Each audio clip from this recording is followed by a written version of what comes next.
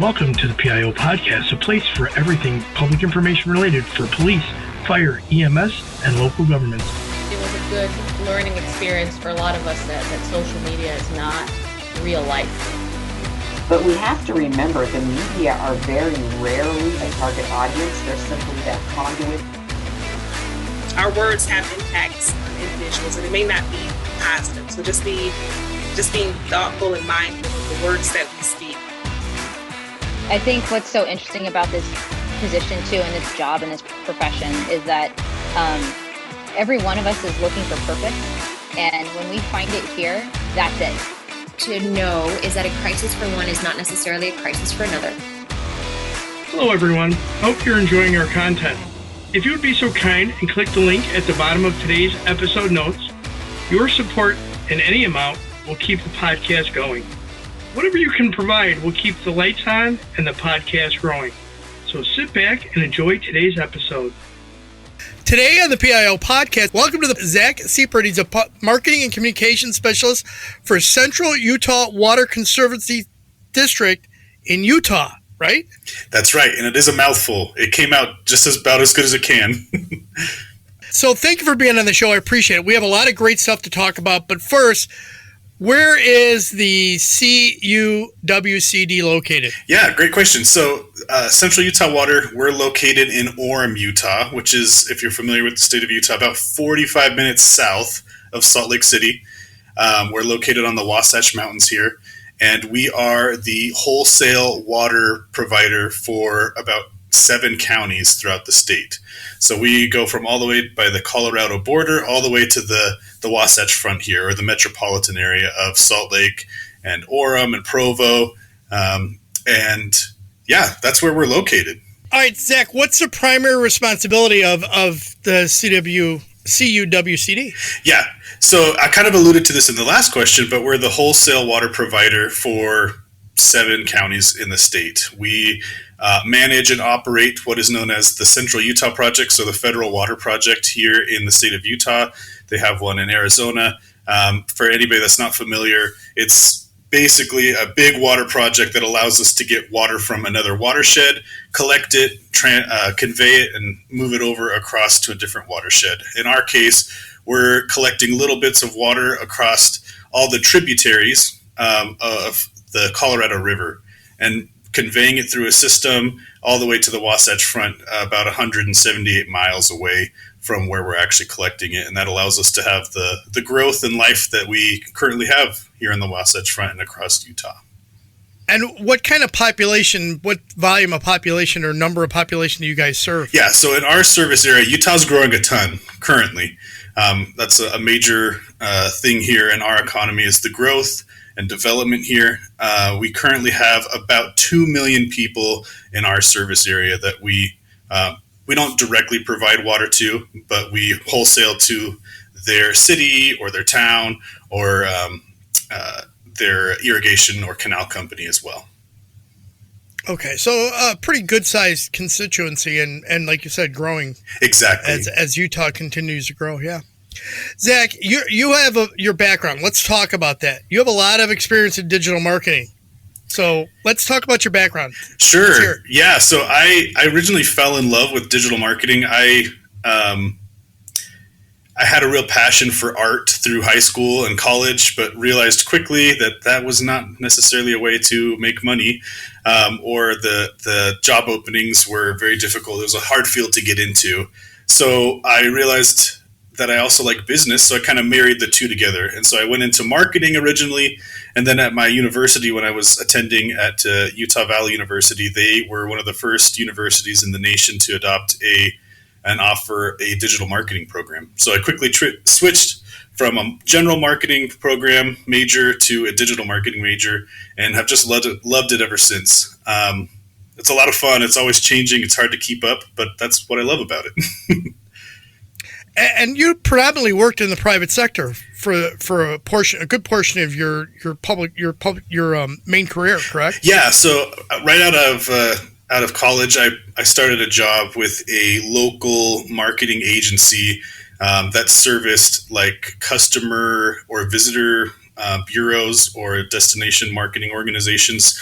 So we had clients here in Utah, we had clients across the United States that try to get visitors or tourism to their city or their county or a national park, for example, as well. So why'd you go into the public sector? That's a good question. So obviously nobody's really here for the money per se, but I feel like people that work in the public sector have really big hearts. They want to give back and really love their communities and just love the profession that they go into. In my case, communications and marketing.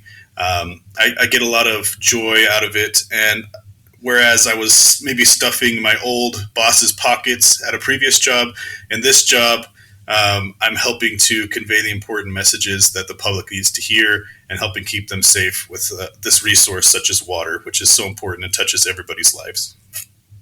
Absolutely. So are you the only person that handles media relations for the agency? Yeah, so our my communications department has seen a lot of changes recently.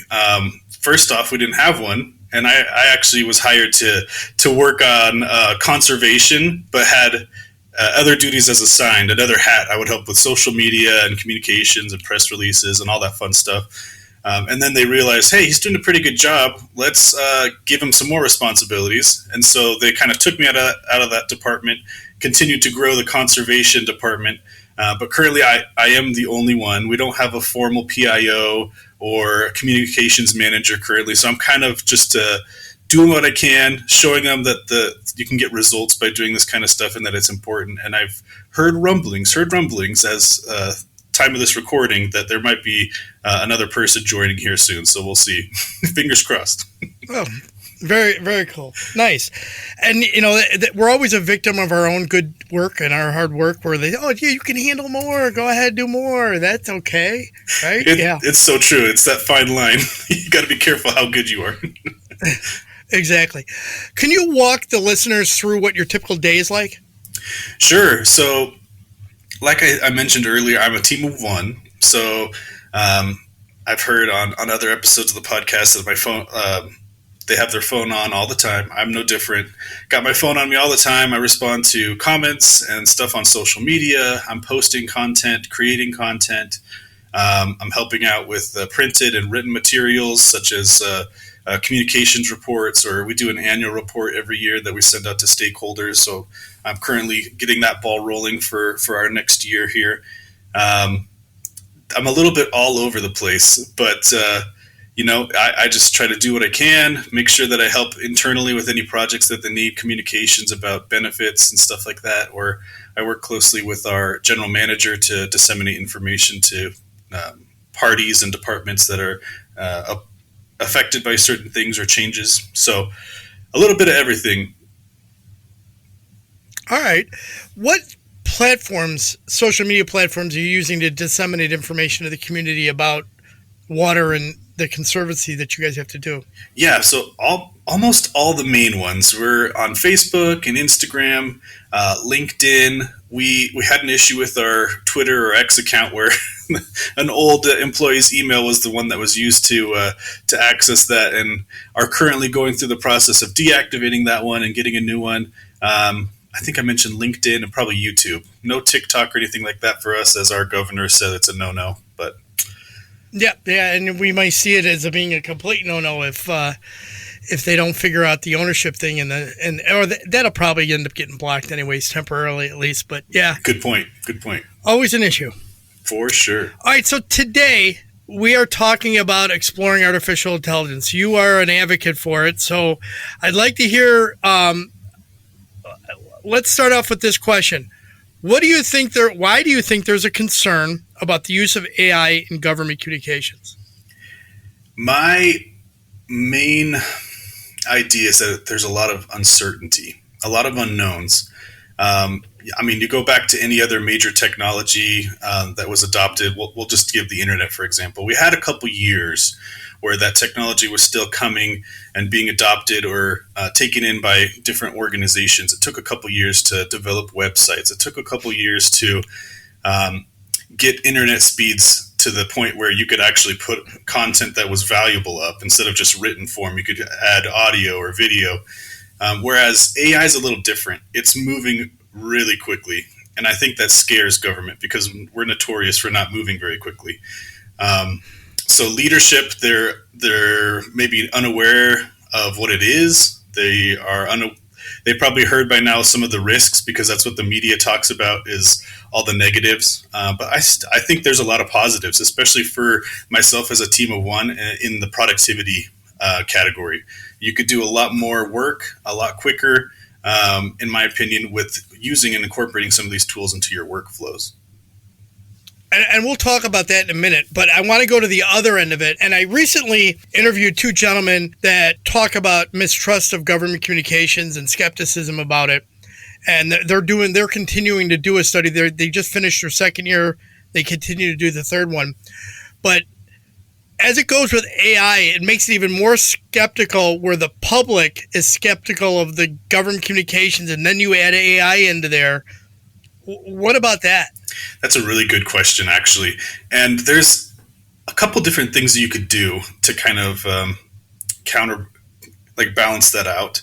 And I think I've seen a couple different agencies, both in the public and private sector, just attach a little disclaimer, image generated by AI, or this piece of content was drafted by AI or with the help of AI. And growing up, my mom always said that you never want to do anything to make somebody mistrust you or to lose trust in somebody, because it's really hard to gain that back. And I feel like government is no exception to that rule or that statement.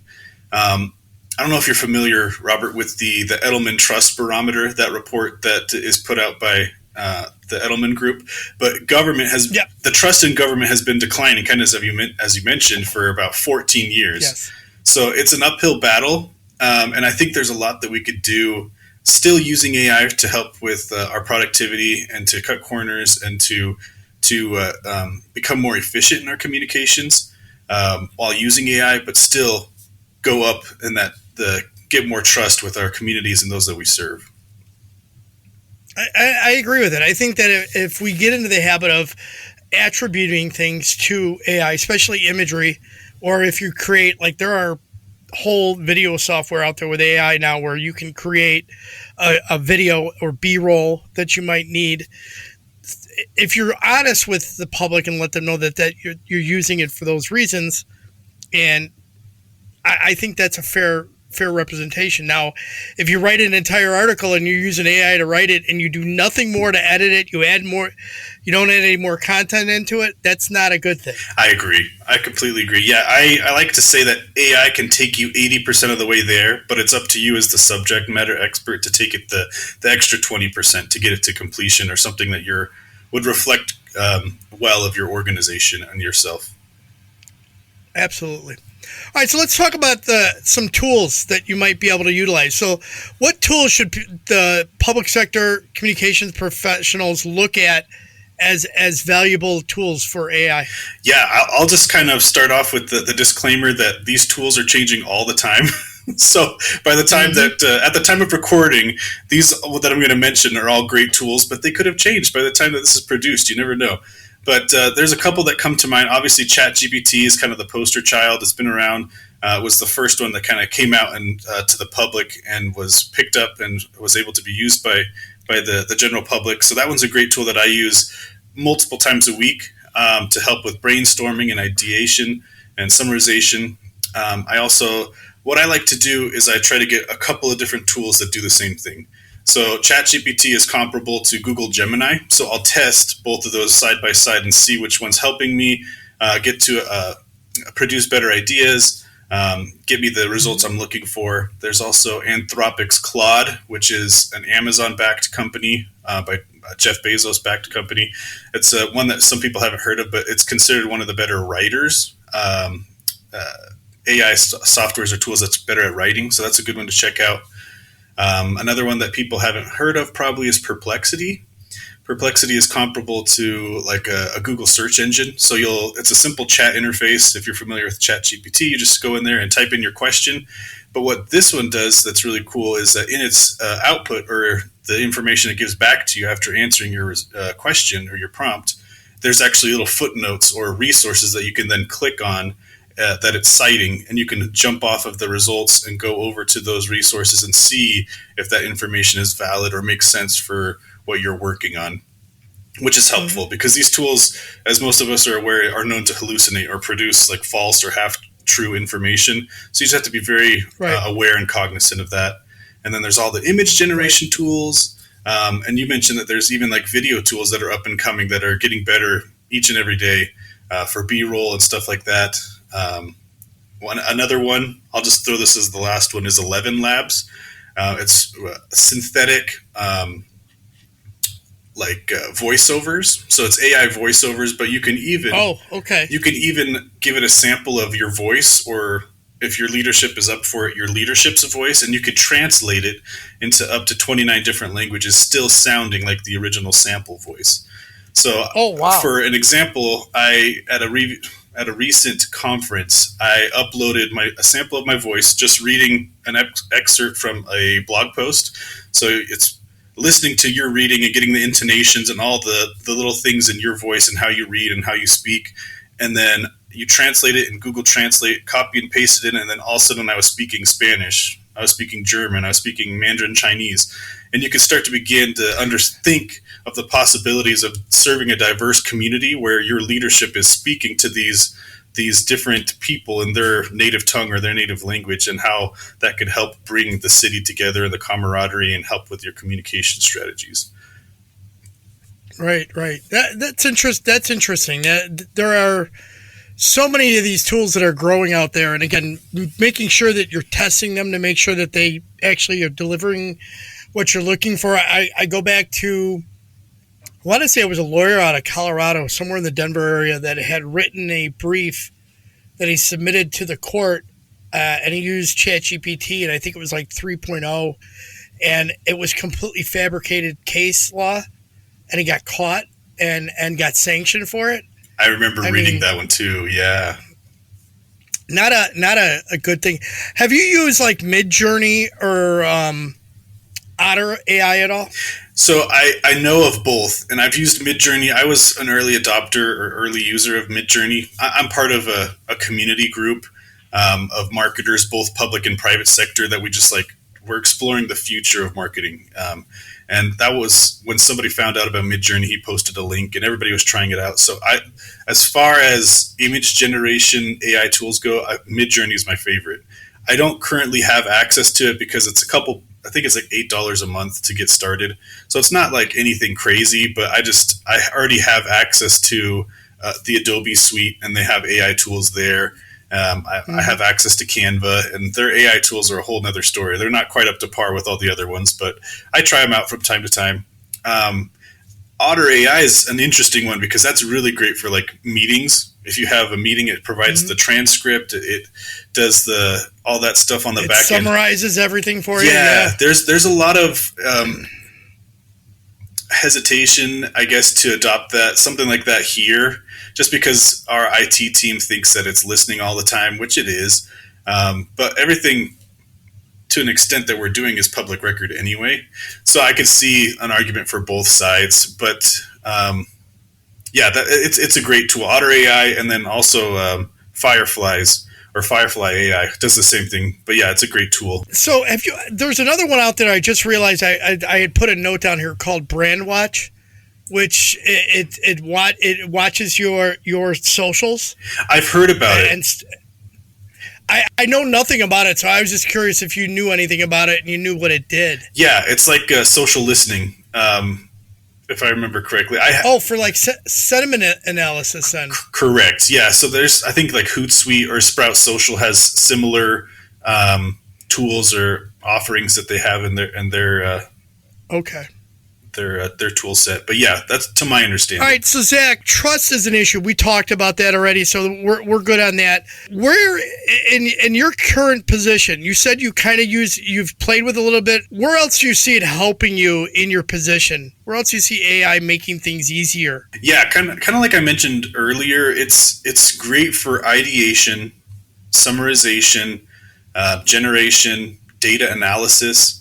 A use case that I've started to implement in my current role is, if you're familiar, you go onto like the Meta Business Suite and you could look at all your analytics in there, or if you have Hootsuite or Sprout Social.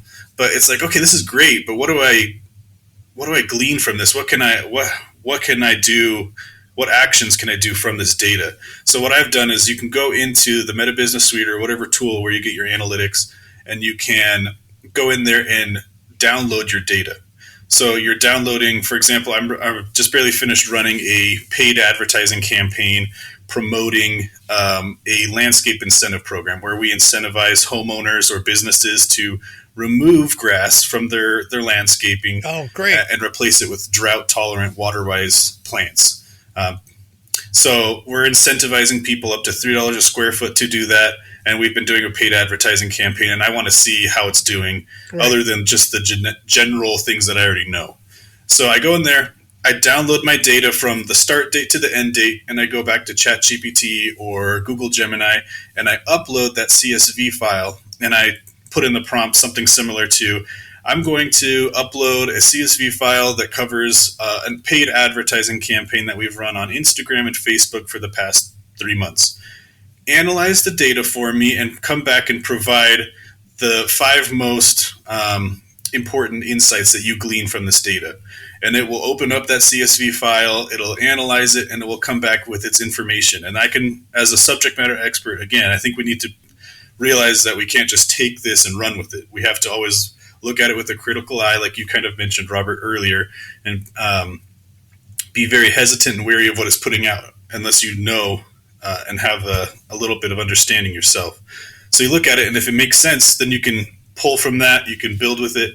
But I like to have a conversation with ChatGPT or with these tools. Consider them your intern that is really wanting to show you how smart it is and how capable it is, but is maybe needs a little hand holding. That's how I kind of look at it. So then you have a conversation. Okay, you mentioned that our click-through rate was really or really good. What do you think was adding to our click-through rate? And then it can go through and give its 2 cents. And then you're almost having a conversation, getting information that way, having this back and forth. And you can extract all that and put it into a report and give it to management. And help yourself also make your next paid advertising campaign that much better, incorporating those insights. So that's something that I've been doing currently. So let's talk about finish that campaign. Command prompts, because I think that's kind of an interesting thing, because people think, oh, you just ask the question and you're going to get exactly what you need. And the reality of it is you got to kind of treat it like maybe like an overgrown child. And like when I'm doing research and I need to use AI, I'll say, you are now acting as an expert in this. And ask, as you gather the information, ask me any pertinent questions you need until you're 95% sure that you have all the information that you'd be able to give me a good response to. And I'll start getting questions, and then I've got to answer them, and it's a back and forth. What's your thought about command prompts? That's perfect. And that's a great example, Robert. I've used that in many cases too, with creating content. You could basically, they call it I call it the prompt creation recipe. And I'm going to see if I can pull up my notes here. But the prompt creation recipe consists of a couple different steps that you have to take. So you're basically building upon different steps. So let's do an example here. So a request, or how we used to interact with this technology like Google, is you would ask a question. You'd have a search query, which is your request. So you go into Google and you'd put, how do you make toast? To which you would then get a ton of different blue links that you could click on and look for a recipe that was some kind of toast recipe you were interested in. That's not necessarily how AI works, like you mentioned, Robert. So the next step is to include a role. So in your case, you included you're a social media marketing expert. You're an expert on Instagram ads. You're a public relations professional with 20 years experience. And then you ask your question. So going back to the toast example, you could say you're a professional chef. How do you make toast? and you could start to see that the amount, the responses you would get back would be far better than just asking how do you make toast. To build on that, you would then add the role, context, and a request. So you could say something like this.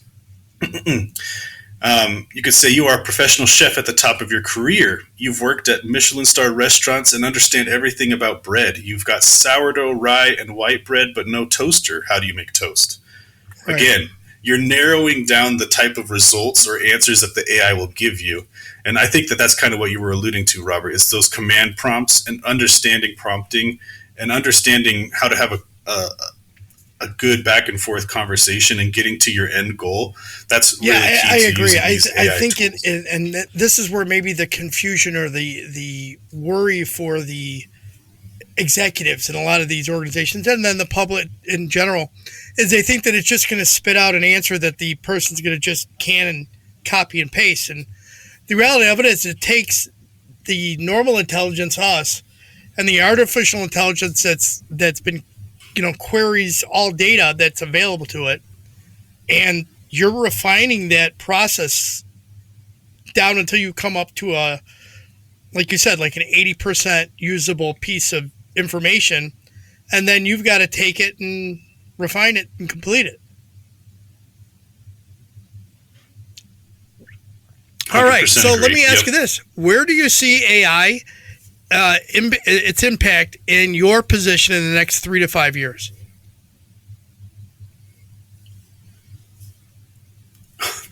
This is such a tough question. This technology is moving so quickly that it's so hard for anybody to even guess where will it be.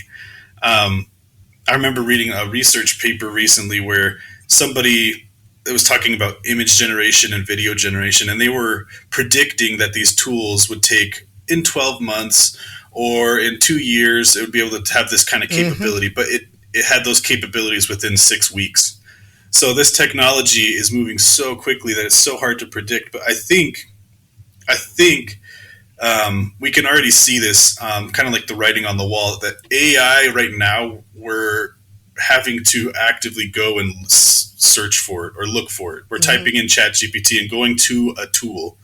Whereas I think in the next short term, maybe not 3 to 5, like your question asked, but in the next 12 to 18 months, I think that this AI technology is going to be even more so incorporated into the tools we're already using.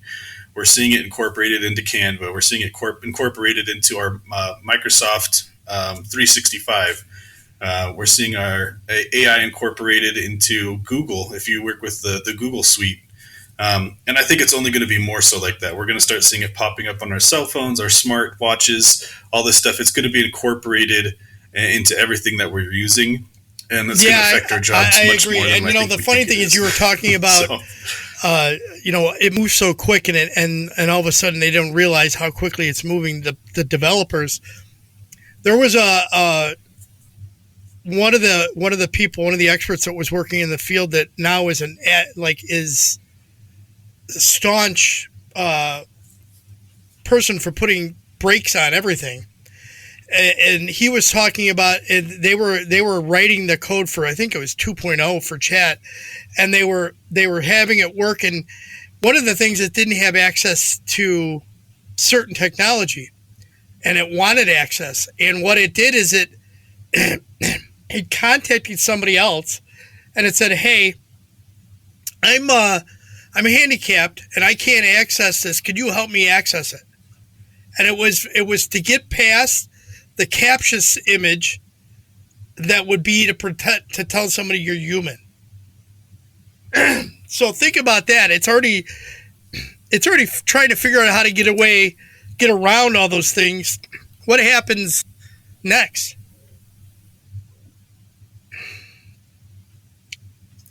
Yeah, and there's definitely a like homeland security aspect to this. There's privacy aspects to this. There's security aspects, IT, that all need to be considered both at the federal level, the U.S. government level, at the state level, and then obviously at your organization.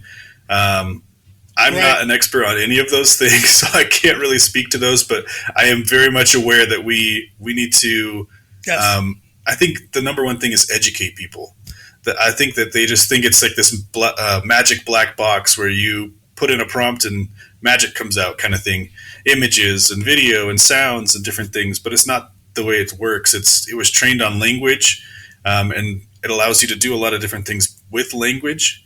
But some of that could be used for good, and some of that could be used for bad. It's kind of like you mentioned there. That's a kind of scary example. It is very scary. Yes. All right, Zach. Is there a question I should have asked, and if so, how would you have answered it? I thought you were going to maybe ask about the grass dog behind me, or. Oh, wait! Tell me about the dog. Yeah, I meant to do. I was going to get to that at the end. No, you're good. So this is Blade. He's one of our props in one of our videos we had for our marketing campaign that I kind of talked about earlier. Basically, we came up with the slogan or the marketing catchphrase of "grass doesn't belong everywhere," because everybody here in Utah and much of the continental U.S. has grass from fence to fence. We're here in the western United States where we don't have that luxury of having water all the time. If we're always saying that we're not in a drought currently, just wait for the next one. It's right around the corner. So we put grass in weird, ludicrous places visually to show people, hey, grass doesn't belong everywhere. So this is Blade. He's our grass dog, and he was in a video you could check out on Utah Water Savers on YouTube if you want to look that up. But that's I'll put that in the show notes for the listeners. All right, awesome. All right, Zach, let's go to some rapid fire questions. Let's do it. Talking or texting? I'm texting all the way. I always try to respond super quickly. I gave myself the commitment to respond within an hour, no matter what time. Excellent. So, chocolate or vanilla? Chocolate. The more chocolate, the better. Coffee, tea, or energy drink? That's a tough one. I don't generally like hot drinks, and I'm trying to wean off of energy drinks, so none of the above. There you go. Adult drink of choice? I don't drink, actually, so I can't answer that one. It's interesting. I'm finding it more and more public relations professionals do not drink. It's an interesting... I think we need to drink more. I think that's maybe it's the escape I need. Yeah, that's a good point. If you could have a superpower, what would it be? To read people's minds. I feel like it would just make my job so much easier to know what they're thinking. Ask permission or beg for forgiveness? I feel like there's a right answer to this, but I'm going to go with beg for forgiveness. I feel like innovation there is happens. Yeah, there's no right answer. Beg for forgiveness, I kind of say is like the PIO way. It's just that's what happens. I see that. What place do you most want to travel to? New Zealand. It's been on my bucket list for far too long, and it's someplace that I totally want to go. I used to play rugby, so I've got to check out an All Blacks game when I'm down there. I just interviewed a public emergency services public information manager from down there. A great conversation. That's awesome. Beautiful country, though. My God. What's your favorite way to relax after a long day? I just like heading home, hanging out with the wife and kids. I'll read a book occasionally, or I like to play video games too. I know, it's kind of odd, but it's fun. That's all right. Hey, we all do things, man. If you could choose to sit down with any historical figure, living or dead, who would it be? Historical. I'm going to consider historical a loose term, and I would go with somebody. I really like rock music, and one of my favorites was Tom Petty, who recently left us. And I feel like I would sit down with Tom Petty and ask him about his songwriting and stuff like that. Yeah, interesting. First concert I ever saw in my life was Tom Petty. There you go. Yeah. I love Tom Petty. That's great. Yeah. Final thoughts. What key points would you like our listeners to take from the interview today? Yeah, that's a great question. I really like what you said earlier, Robert, about just getting in there and testing these tools. I have this saying where fear and faith can't be in the same room at the same time. So if you have a lot of fear of these tools, you're never going to be able to know what they're capable of and test them out and have faith in them and use them at your organization for good, for productivity, or for advancing the PIO or communications role at your organization. So just get in there and test. I think that's what I would let people know, is get in there and test. And if you have questions, hey, feel free to reach out to me. Absolutely. I will make sure that they do that. Hey, as a wrap-up, is there a piece of wisdom or a motto that you live by? One of my favorite like business writers or marketers. His name's Mark Schaefer, and he always says that the most human company wins. And I think that goes crosses over really well to government too. The most human government organization wins. So yep, I do agree with that. How can people best reach out to you, Zach, if they want to follow up or connect in regards to anything we heard today? Yeah, feel free to shoot me an email. I'll give that to you, Robert, at the end of this recording. Or you could find me on LinkedIn. It's just Zack, Z-A-C-K, hyphen Seipert, S-E-I-P-E-R-T. I'm pretty active on there. I like to share my opinion, especially about AI stuff. So if you're into that, feel free to check it out. Also, and that's how I found you. Yeah, you can also find me. I have a website. It's an ongoing thing, but ZackSeipert.com too. First name, last name.com. And I will add all that in the show notes. Awesome. Zack, thank you very much for being on the show. Thank you, Robert. It's been a pleasure. It's been a pleasure too. And that's Zack Seipert. That's all for this week. We hope you enjoyed this episode. Thank you for listening. Be sure to subscribe to the podcast to get notified on the latest episode. If you are listening on a platform that allows you to leave a review, please give us a review. Any review is appreciated. To support our efforts with the PIO podcast, you can click on the support button in the show notes, and any donation is appreciated. Thank you.